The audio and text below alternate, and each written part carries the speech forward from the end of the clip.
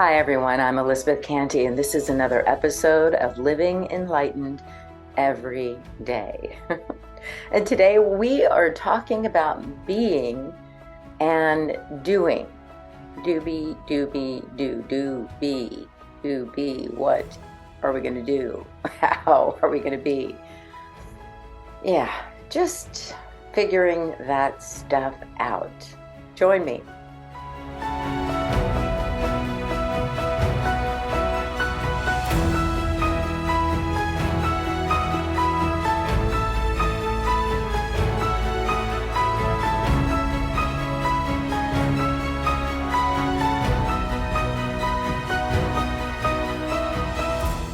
So today we're asking the question, when is it a good time to do all the doing that we feel like we need to do in the world? And when is it a good time to be? Just be. It is a balancing act, isn't it? The joy of being, the satisfaction of doing. Being and doing are a cycle, and life becomes easier and more effortless, even if we become busier whenever we balance the two. As I've talked about before, we are both human, we're human animals. It's true. And we are spiritual beings. Living in time and space with the necessary laws and ways of living in the world of effects, and the spiritual being with spiritual laws of creation and connection and interconnectivity. Life works best when we can intuit both, when we are fully integrating spirit, mind, and body, when we're living wholly and fully. We learn to be still, and when to be still, and when to take action. The doing, and then the being and doing. Doobie doobie doo. The corporate world has a saying, work smarter, not harder. The spiritual version of that is, it's not I who does the work, but the Father who does the work. It's the Creator who does the work. It's life doing the work, but it's us who sets the intention and the energy, moves the energy into manifestation. Right? We can take the work and the worry and the anxiety and the pressure off ourselves altogether by simply being the vessel with which the eternal givingness of life flows. It flows through us. It is who we are, and it's already created us as the perfect vessel. It's already created us in its divine image and likeness. It's already given us each insight, intuition, talents, and untold treasures. We have been its beloved before time began, when it whispered our name. We now understand a little bit about the creative process, and we know that to begin in the beginning, it's an inside job. When we understand the creative process, we understand that we begin in the beginning. We begin in consciousness first. We turn within first. We turn within, we be still, we know that I am God. And when we know that, we're inspired, guided into action or activity. I do believe that there are doers and beers. Most of us on one level or another fall into one of those two categories, beers and doers. You could probably imagine is I'm not a doer. Anyone who knows me can tell you that I was certainly not an overdoer. I'm an internist, a yin personality. I love to sit in silence, meditate, pray, go for walks, runs on the beach, daydream. Yes, guilty, guilty. Grand plans, all created in my mind. Meanwhile, I'd forget to, take out the trash. I'm a few days late paying the credit card bill, but I have the money. I mean, I have the money. I don't feel like doing that right now. My fridge is empty again, and last night's dishes are in the sink again. You get the picture, right? It's easy for someone like me to get caught up in being, and I'll get to that later. And don't get me wrong, my meditations and mindfulness practices and being still, quiet, walks in nature, all of those things keep me one of the happiest people I know. And yet I still felt like the all that there is, God or spirit, wasn't fully expressing in my life. I knew that I had a lot, more than most, and yet never quite the overflow. Let's just put it that way. I accomplished some goals. I did some amazing, fun things. I felt like many times I was in the flow of life and I was happy and content, but maybe didn't have always have that real sense of fulfillment or satisfaction, that natural state of abundance that I felt in my meditations, wasn't really manifesting in my daily material life. Why? Because not only was I not sweating the small stuff, I wasn't doing the small stuff, right? I wasn't doing, the all that there is, spirit, life, couldn't show up for me because spirit can only do for us what it can do through us. And I wasn't really showing up to do the things that really needed to be done in my life, just simple things, nothing crazy, just the simple things. I was the dreamer of great dreams, a conceiver of great concepts. I loved being in my fantasy world. I won't call it fantasy world, just being still, being quiet.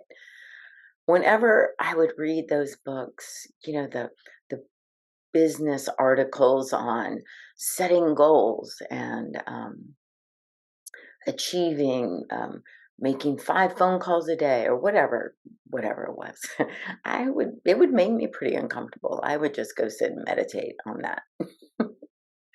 Just be quiet and go within, take that in. When being leads to not going to the grocery store and then eating unhealthy fast food, or not paying my bills on time that I had the money for, or any of those things, it's just irresponsible, really. The universe says, she can't even take care of what she has. She obviously can't handle anymore. And when it leads to not fulfilling my life's purpose, opportunities, I felt like opportunities were passing me by because I was sending out the signal that I'm not ready, willing, or able to pursue those opportunities. Can any of you relate to that? There's this phrase in acting, it says acting is doing. It means that you can study acting, you can read plays and scripts, you can read books about acting, but if you aren't standing up, speaking the written word with another player, if you weren't walking and talking, then you're not acting. You can't be, right? You're thinking about acting or imagining it. And yet, once you're truly inspired, if your purpose would be acting, you would find a script that expresses who you are and align yourself with what you need. Players, a director, a stage, movie camera, the elements that you need to act, to accomplish. And it's the same with everything in life. When our inner self is aligned with all that there is, and our divine purpose is revealed in the beingness, in the stillness, the outer purpose is revealed, and then we are guided and directed to move into action to see that fulfilled. Reverend Michael would say, vision without action is fantasy, and action without vision is chaos.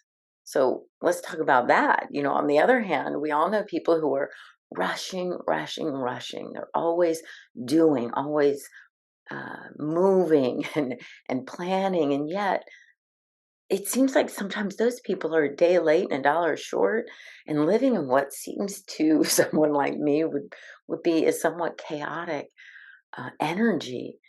Falling behind would only encourage this kind of person to schedule more appointments that they couldn't keep, to add more activities, more seminars, more 7 a.m. meetings or 7 p.m. meetings. And when asked, it kind of becomes clear that they're just moving to put out this fire and that fire, to go from one activity to another, and not really sure how it's all going to come together. They just keep moving, like a shark who can't sleep, can't stop swimming. But there is a divine cycle in energy, in creativity, in the art of creativity. And first we understand that when I talk about integrating spirit, mind, and body is not only our physical body, but our body of affairs. And the body is what most of us would call the physical world, the world of effects. And what I mean by effects is the world of effects is an effect. It is not cause, right? It's an effect. It's physical. And then we go into the mental mind, which is metaphysical, beyond the physical, is that mental or emotional energy, where we can guide our thoughts. We can release thoughts that are no longer serving us as habits. We go into the metaphysical. And then spirit is what I would call the mystical, right? Spirit, life, energy, life force energy, the unlimited creativity, unbounded joy. It is not in time or space. It is beyond both the metaphysical and the physical. So these cycles, cycle through or within. You can't separate one from another as long as we're breathing and in a body.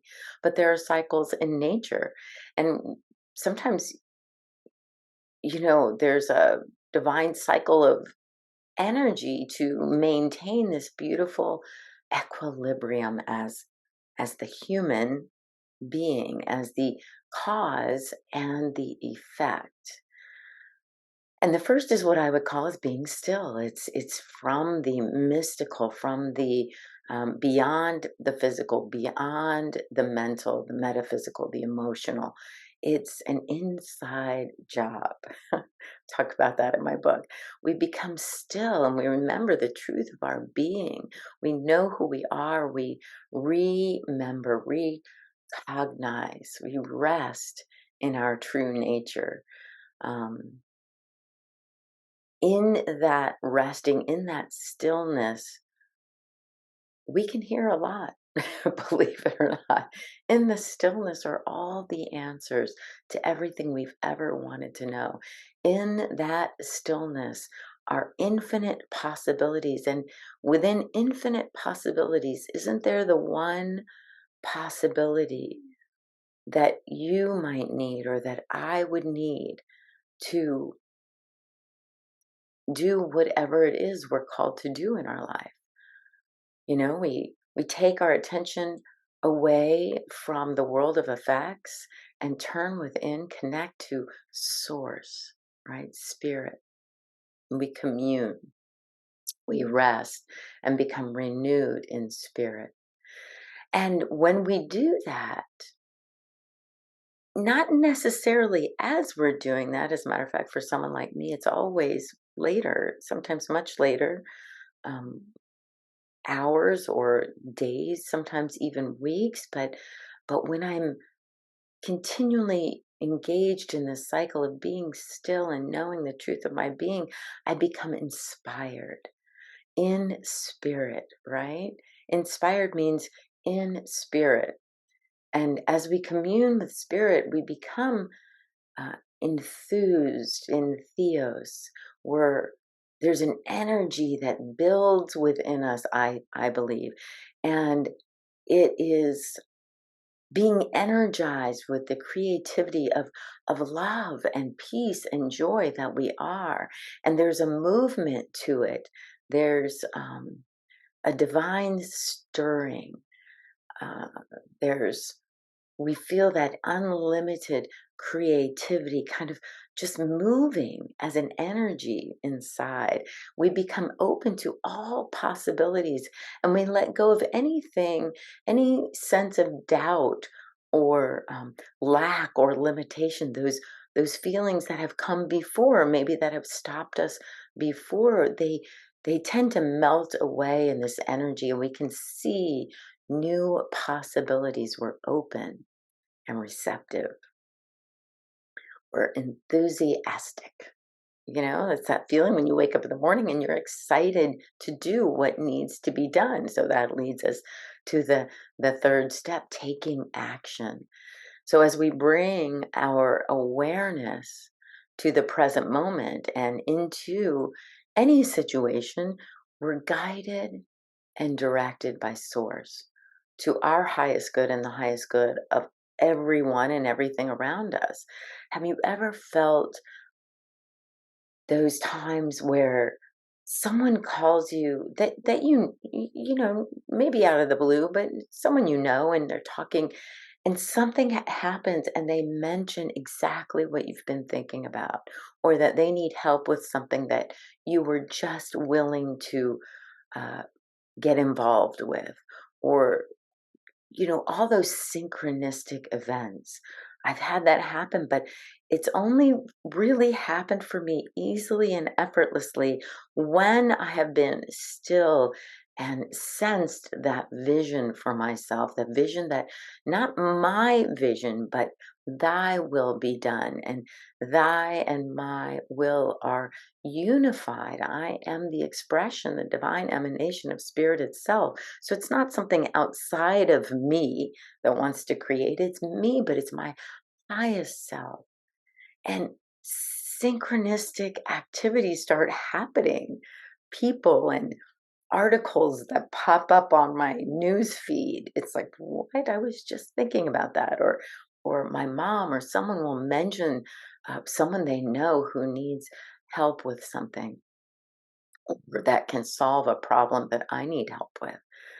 I just find that flow.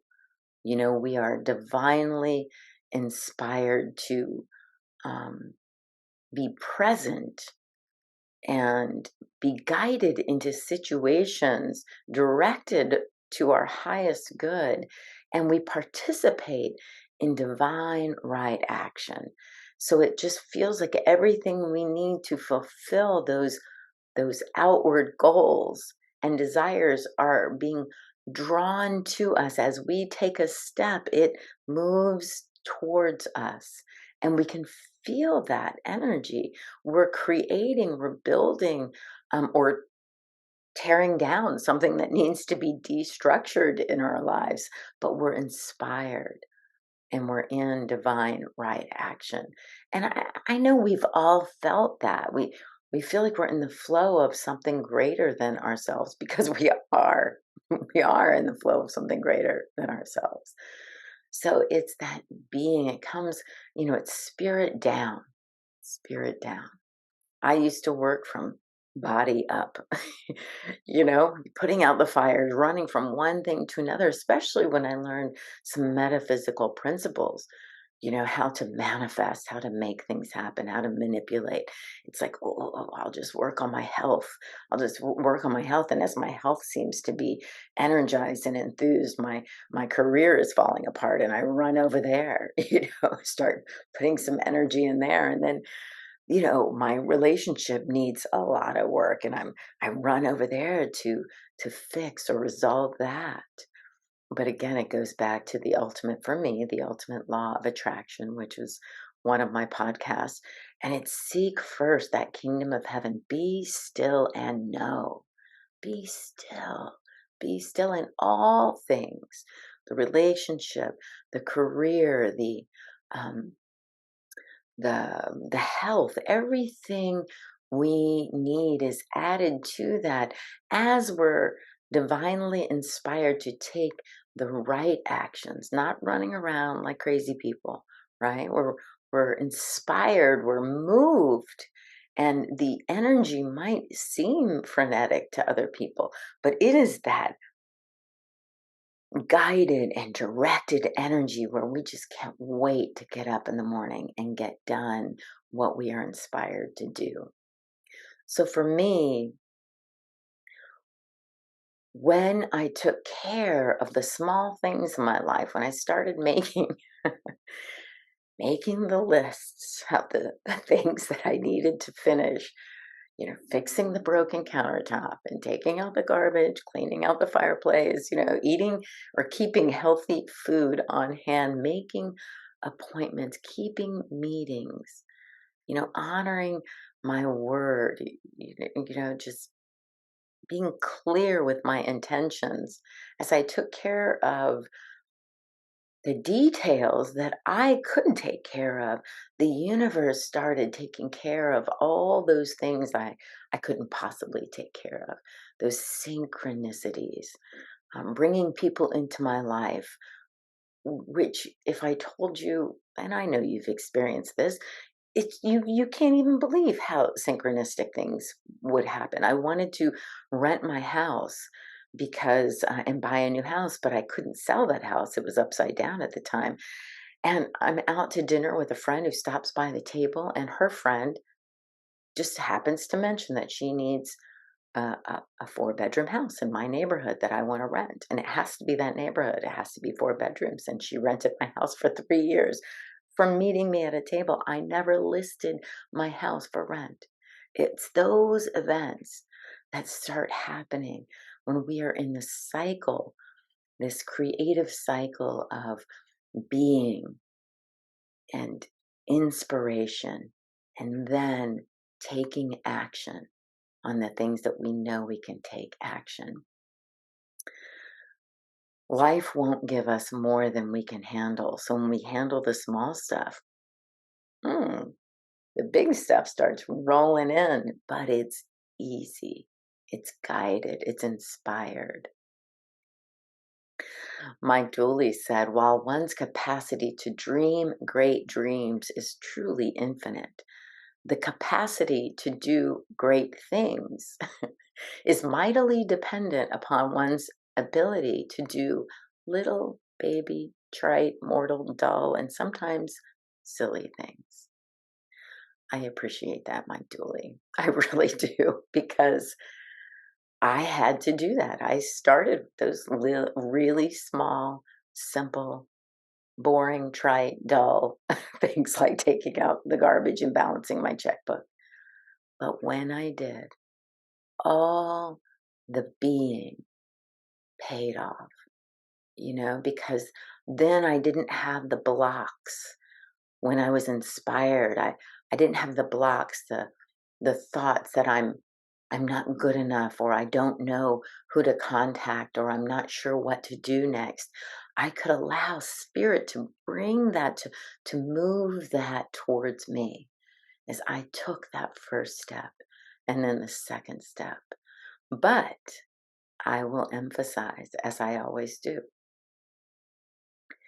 It begins in consciousness. We live in a conscious universe. I usually say consciousness first, and I'll say consciousness only. However, the consciousness shows up in our lives as spirit, mind, and body. And as we fully integrate those, we live this joyful, fulfilled life, happy, complete, because it's not I that's doing the work. It's life. I'm in the flow of life. What could be better than that? Nothing. I can promise you, nothing is better than that. So I invite you to find where you are. Are you a doer or are you a beer? Or are you very, very balanced? And if you're not even sure, there's times in my life, a long time ago where my life was in the flow, but I wasn't quite sure what was happening, why it was happening. So I would easily kind of become out of balance again. And now that I know this cycle, it's very easy for me. If I'm feeling overwhelmed, I know that first I'm going to sit and be still. And yes, that is my nature. So it is the easiest thing to do, but I won't get stuck there.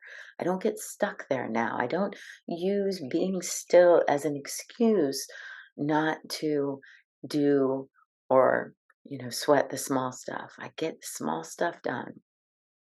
We never have to sweat the small stuff, but we have to do it. We have to take care of the small stuff. And remember to take the time to be still, to be inspired, take action, and just watch as the universe shows up and unfolds at every turn to provide us with everything we need. Always, always, always, always, always, always. Every time. Okay, I'm done. I talk about this in my book, Living Enlightened, The Joy of Integrating Spirit, Mind, and Body. It's available on Amazon. Take a look. And you can check out my website, elizabethcantey.com. I am happy to answer your questions. You can PM me or leave a comment or review. And I just hope you laugh a lot, love even more, and live enlightened every day.